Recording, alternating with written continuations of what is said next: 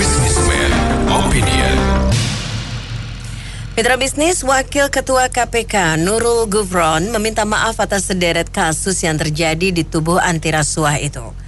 Sederet kasus itu diantaranya menerima pungli, melakukan kejahatan asusila kepada istri tahanan, hingga menggelapkan uang dinas. Apa komentar Anda mengenai permintaan maaf KPK dan maraknya kasus penyelewengan di KPK? Apa yang harus dilakukan DPR yang menetapkan pimpinan KPK? Bahkan ada suara netizen yang menghendaki pembubaran KPK. Baik, komentar Anda kita tunggu di 633-9160 dan WhatsApp call di 0816-924-924. Silakan. Ya, memang pelik sekali kalau bahas KPK. Karena jumlah kasus itu kan banyaknya luar biasa. Sehingga mau nggak mau harus menyusun prioritas. Sehingga kesannya tebang pilih. Nah, mengenai penyelewengan anggota di dalam, sejak dulu juga ada. Cuma sekarang ini lebih bebas sehingga bisa terekspos. Jadi inilah potret buruk, potret sedih daripada bangsa kita. Membersihkan lantai kotor dengan kain dalam yang kotor. Kita harus sabar.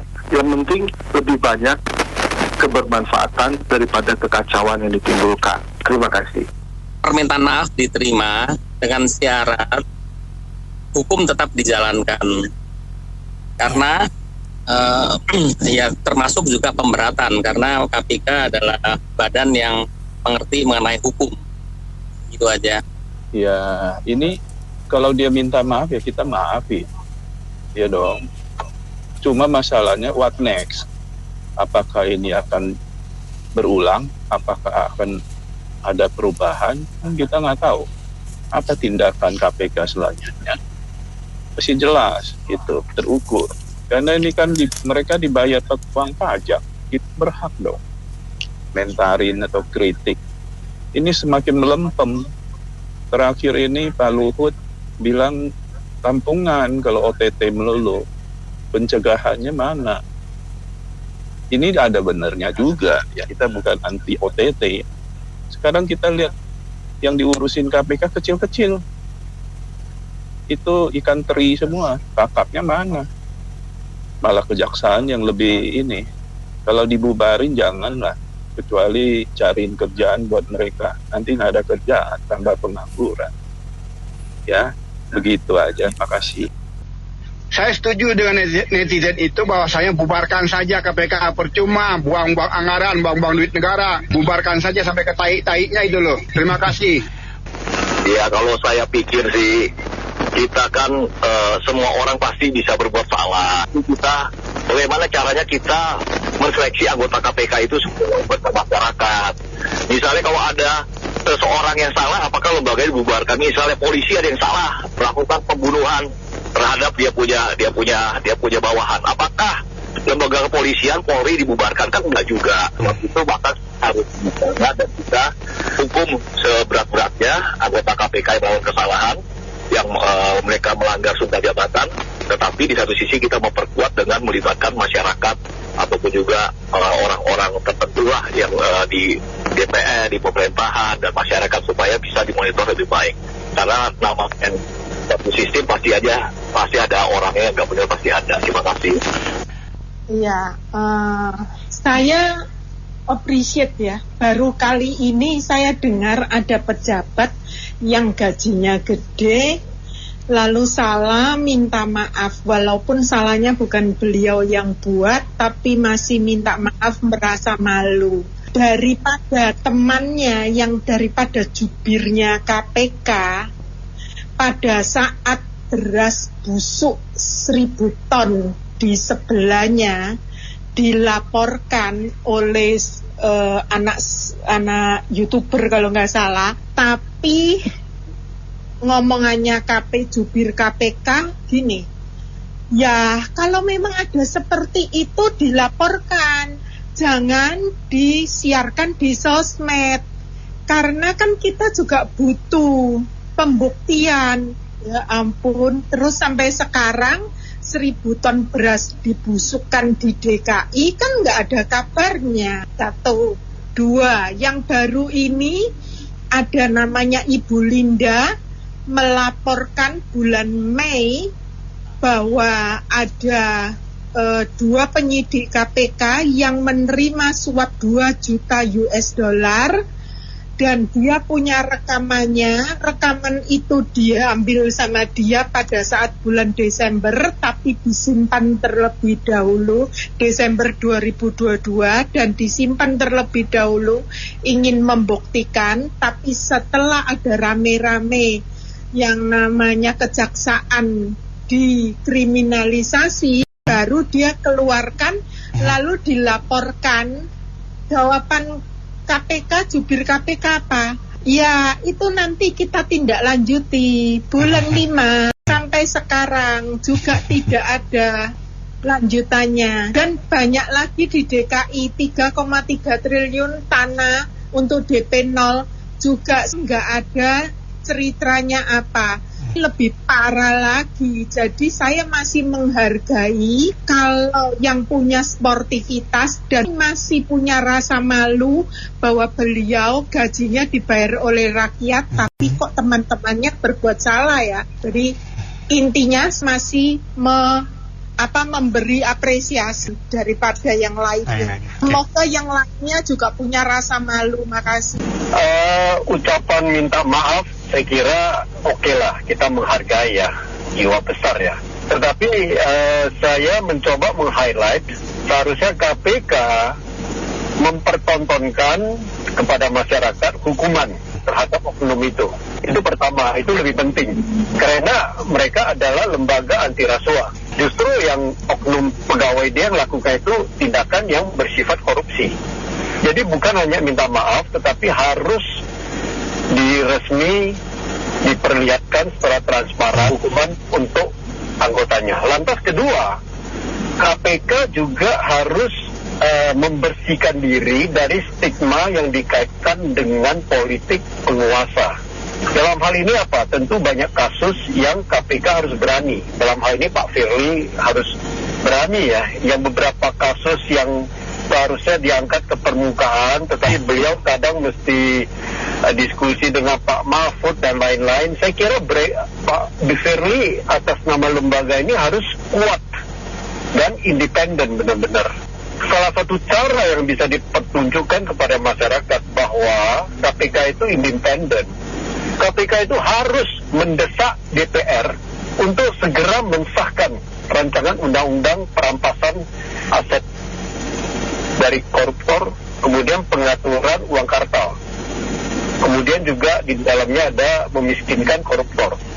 Itu penting, KPK harus memperlihatkan status dia yang jelas supaya masyarakat percaya. Karena sering sekali kita dengar seolah-olah yang dilakukan operasi tangkap tangan itu sepertinya udah bagus. Yang enggak juga, karena kita lihat sekarang korupsi itu dari tingkatan paling atas sampai bawah, karena yang di atas kepalanya tidak tegak lurus, ya bawah ikut. Berbagai macam kasus dari menteri. Nah kalau KPK benar-benar mau menunjukkan kepada masyarakat bahwa ini lembaga itu benar-benar independen walaupun tantangan banyak.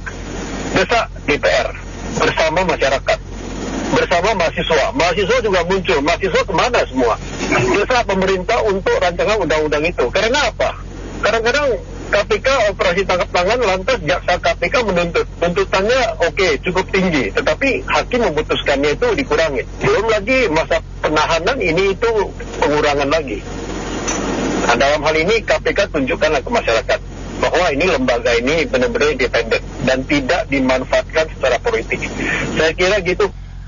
Memang dalam merubah budaya itu ya, culture change management itu, budaya sebuah organisasi itu kalau mau dirubah itu ya dari atas, dari top gitu. Nggak bisa dari bawah. Perubahan budaya kerja itu tidak bisa dari bawah, harus dari atas. Nah dikaitkan lagi dengan bangsa kita yang paternalistik, yaitu membuat perilaku itu merifer pada orang yang di atasnya, pada orang yang lebih tua, lebih pintar, lebih kaya, lebih berkuasa, atasannya dan seterusnya.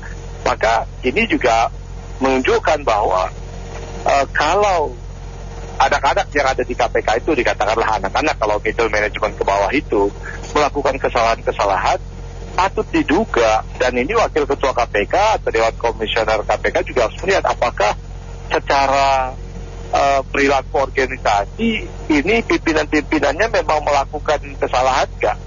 Karena apa? Karena ya guru kencing berdiri, murid kencing berlari. Dia akan melihat kalau alasannya ini juga main mata dengan tersangka, katakanlah melakukan pelanggaran gratifikasi, terus nggak diapa-apain, ya dia juga akan ikut gitu. Ada yang pengen pulang kampung naik helikopter, tapi pemilik helikopternya bisa mempunyai konflik of interest begitu ya. Kalau kamu bisa pulang naik helikopter, ya minimal saya dengan konflik of interest pinjam Innova lah, Alphard gitu. Kamu juga nggak kenapa-kenapa, saya juga nggak kenapa-kenapa. Nah, paternalistik dan perubahan budaya ini harus datang dari atas. Dalam hal ini dari pimpinan KPK dan dari Dewan Komisioner KPK. Terima kasih. Kalau permintaan maaf itu kan bangsa pemaaf, jadi kita maafkan. Tetapi proses hukum harus tetap jalan, harus transparan. Nah, ini kasus ini kan baru kedengaran sekarang. Padahal baunya itu udah lama. Bau-baunya itu udah lama. Sekarang karena ada Dewas, jadi ketahuan. Coba kalau dari dulu ada Dewas, mungkin hal yang seperti contohnya radikal, kemudian ada istilah tebang pilih, dari dulu ya kebongkar. Nah, kalau untuk pendapat netizen supaya KPK dibubarkan, menurut saya ya harus dievaluasi. Kenapa kasus KPK yang ada dari cuma OTT. Kasus yang besar-besar yang dapat adalah Kejaksaan Agung dan Kapolri. Nah, contohnya aja sekarang kasus Bank Senturi kan untuk itu pelaku utama kan ya jelas. Tahu siapa. Kemudian kasus Hambalang yang ditangkap ada yang enggak. Kan enggak mungkin dong ketua partai ditangkap, bendahara ditangkap, kemudian yang sekjennya enggak. Ini kan aneh. Yang kasus sekarang ini masalah yang Formula E lebih bayar dan sebagainya, tapi sekarang belum ada kabarnya. Mencontoh Kejaksaan Agung yang triliunan 100 triliun terbongkar, 10 triliun terbongkar, lalu terbongkar. Itu perlu dievaluasi. Terima kasih. Iya. Yang menurut saya sih gimana ya, itu teman sendiri aja dimakan gitu loh uang dinasnya. Ya menurut saya ya gimana ya, kita sistemnya gitu sih, perwakilan. Jadi kita memberikan kekuasaan rakyat kepada beberapa kelompok gitu loh. Jadi nggak ada kontrol dari rakyatnya itu. Rakyat mau protes gimana? Kita cuma kayak protes di sini aja, di suara ini atau di forum yang lain gitu loh. Tapi kita nggak ada kekuasaan lagi karena udah kita kasih ke wakil-wakil itu dan semuanya korupsi gitu loh. Jadi gimana dong? Nah, saya nggak kurang tahu deh, mungkin ada yang makar yang lebih. Soalnya ini udah di luar kendali sih pada saatnya nih. Antar negara nggak ada duit, dia bebanin ke rakyat semua. Dia naikin pajak untuk biaya bayar utang segala macam, semua antar rakyat yang kena. Oke, makasih. Saya kira namanya oknum berbuat seperti itu ada di semua instansi dan itu biasalah. Yang penting adalah marwah tugas KPK itu apakah sudah dilaksanakan dengan baik nggak oleh pimpinan. Itu aja pertanyaannya. Kalau memang sudah dilakukan dengan baik, itu masalah oknum nggak bisa diganti yang bagus nanti. Semua ada terus kayak gini sanksi. Hukum itu malah mental udah kobrek susah lah. Hukumnya tuh harus tegas dan jelas. Udah ketahuan korupsi itu disita, dimiskinkan, ditarik semua. Nggak bisa ngomong apapun, ada hukumnya mesti keluarin begitu. Masa sebagai pejabat negara bukan memajukan negara, jadi memajukan kantong sendiri. Bagaimana bisa maju negara kita? Negara kita ini kaya raya. Jangan sampai diumpan-umpannya dari orang luar. Kalau menurut saya ini mentalnya semua sudah bobrok ya. Kalau cuman modal bilang minta maaf dan dianggap perkara selesai, ya penjara kosong. Ini kan sebagai penanggung jawabnya itu ya setidak-tidaknya ya mengundurkan diri lah kalau misalnya bahasa orang Jepangnya ya. Kalau dilihat dari mentalitas orang Jepang zaman dulu malah mungkin bunuh diri, bukan mengundurkan diri. Tapi kalau sekarang ya nggak usah lah disuruh bunuh diri. Minimal mengundurkan diri sebagai bentuk tanggung jawab sebagai pemimpin yang lalai dalam menjalankan tugasnya. Itu aja. Terima kasih. Baik, sekarang sih periode ini dibubarkan ya. Kalaupun mau direformasi total struktur organisasinya, baiknya direformasi gitu. Karena KPK sekarang fungsinya sudah melenceng sih. Bukan hanya fungsi sih, secara ini internalnya kan harus diperbaiki, internal sistemnya ya.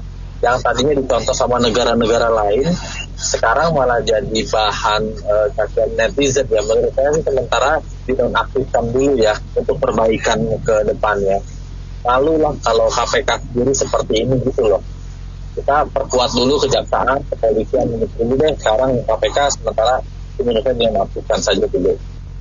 Jangan gara-gara nilai setitik rusaklah susu sebelanga sepanci tanpa melihat begitu banyak yang baik yang udah terjadi, serasa susu dihancurkan gitu. Dari sisi lain nggak ada manusia yang sempurna gitu, pasti ada aja. Semakin banyak komunitas itu semakin rupa juga warna yang terjadi, dan itu hal biasa. Yang penting tindak aja yang melakukan kesalahan, penyelewengan wewenang dan tanggung jawab gitu menurut saya. Dan Wakil Ketua KPK dalam hal ini Pak Gufron bagus, besar hati dia, open, dia buka bahwa dia minta maaf, dan saya yakin perbaikan internalnya akan terus berlangsung. Dan saya juga berpikir yang ketiga nih, bahwa pernah kita masyarakat ini berpikir jauh ke depan bahwa suatu yang bagus biasa itu banyak yang ingin merusak, terutama ya yang nggak suka dengan kemajuan Indonesia, dengan kemajuan di bidang hukum dalam hal ini. Tapi itu adalah siasat yang biasa digunakan. Kalau nggak bisa pakai uang, pakai wanita, pakai yang lain lah istilahnya, dan itu udah biasa. Jadi jangan berpikir datar, jangan berpikirnya cuma di depan mata gitu. Ini baca gitu loh. Dan saya yakin petinggi-petinggi KPK, bahkan Pak Jokowi pun udah tahu bahwa begitu banyak lawan-lawan politik yang ingin merusak Indonesia ini, yang dibeli oleh asing. Itu saya berpikir jauhnya ke situ.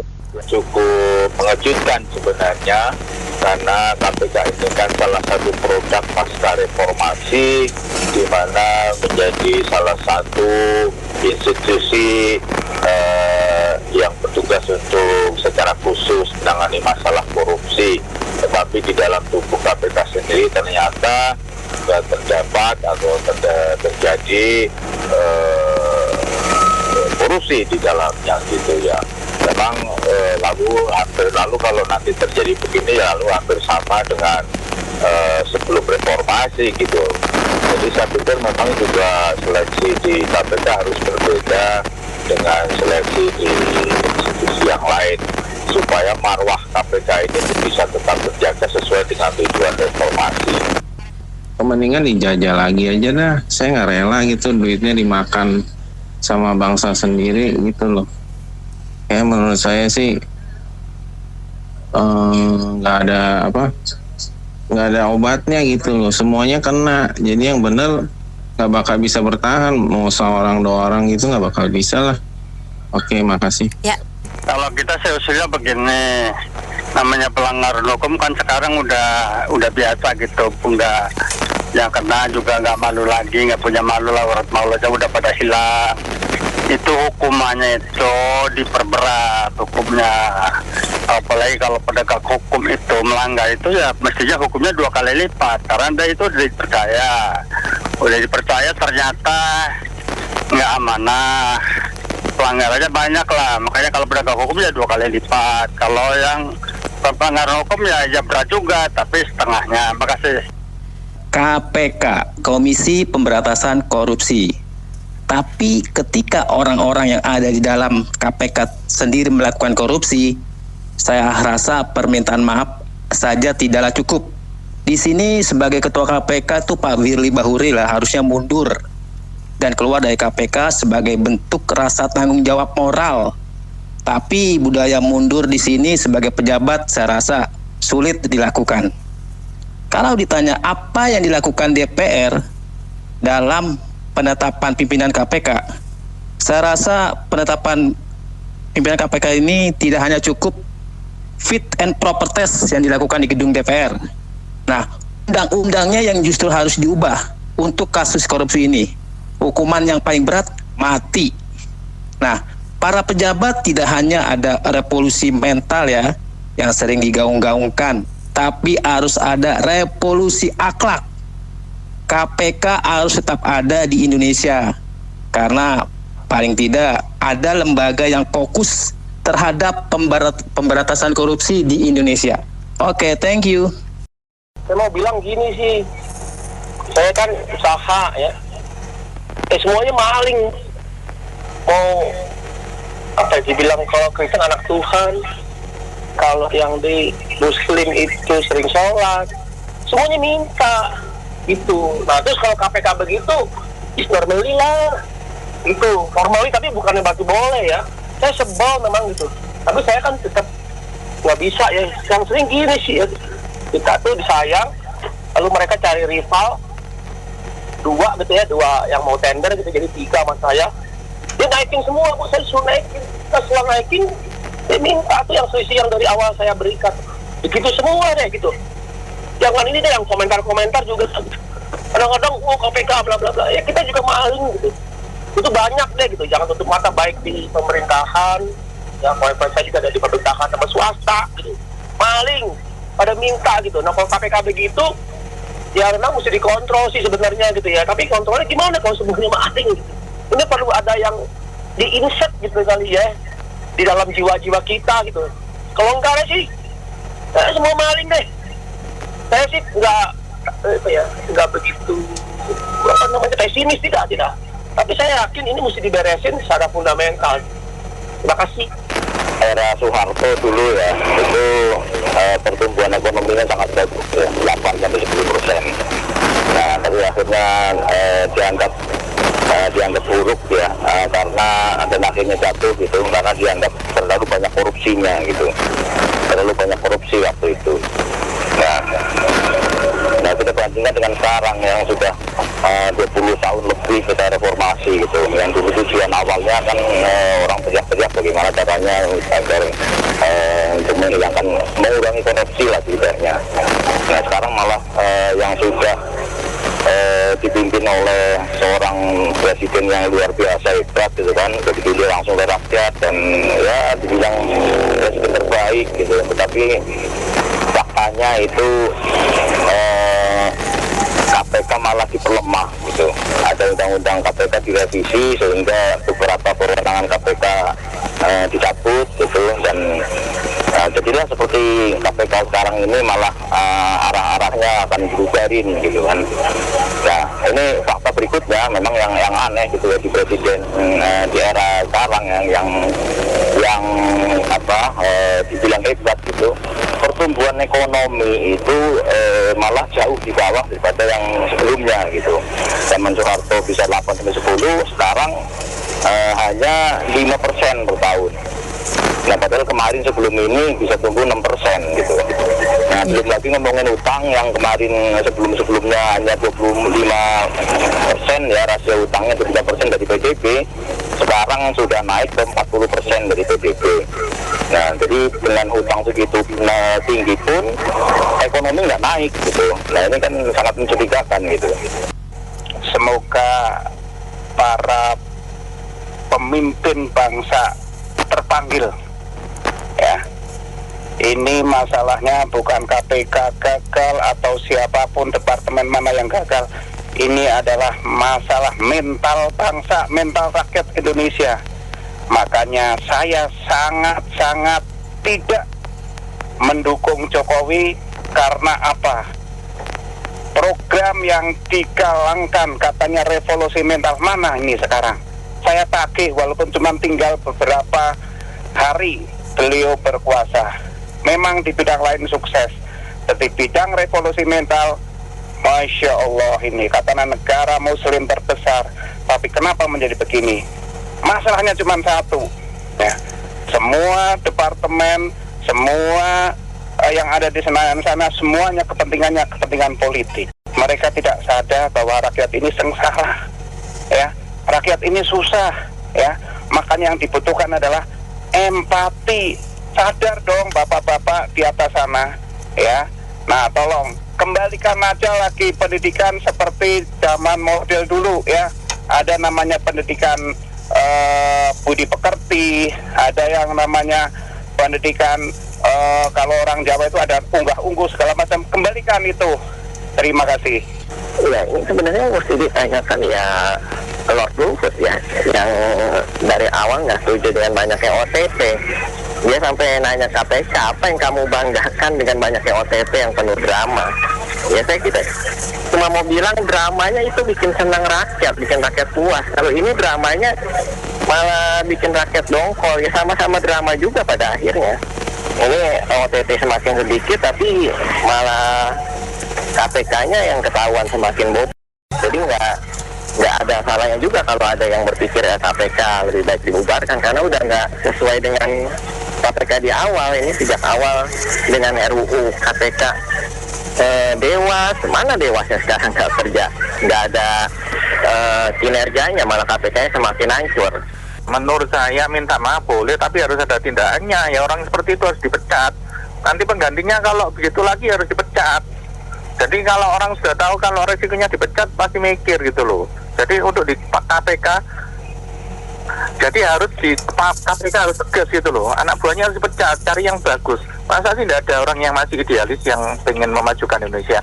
Harusnya ada. Jadi harus berani mecat gitu loh. Termasuk di mana-mana di instansi atau apa yang pecat aja gitu. Menurut saya begitu. Semoga Indonesia lebih baik dan dibutuhkan mental yang mau mengabdi bagimu negeri, karena kebiasaan minta upeti ini sudah dari zaman Mojopahit dan Sriwijaya ya, susah menghilangkan. Butuh waktu. Tapi kan sudah banyak yang ditangkap ya. Menurut saya semoga Indonesia lebih baik. Itu aja. Terima kasih. Terima kasih. Baik, Mitra Bisnis, kita cukupkan sampai di sini. Opini komentar Anda kami tampung dalam Businessman Opinion. Terima kasih yang sudah bergabung. Saya Mary Agustian.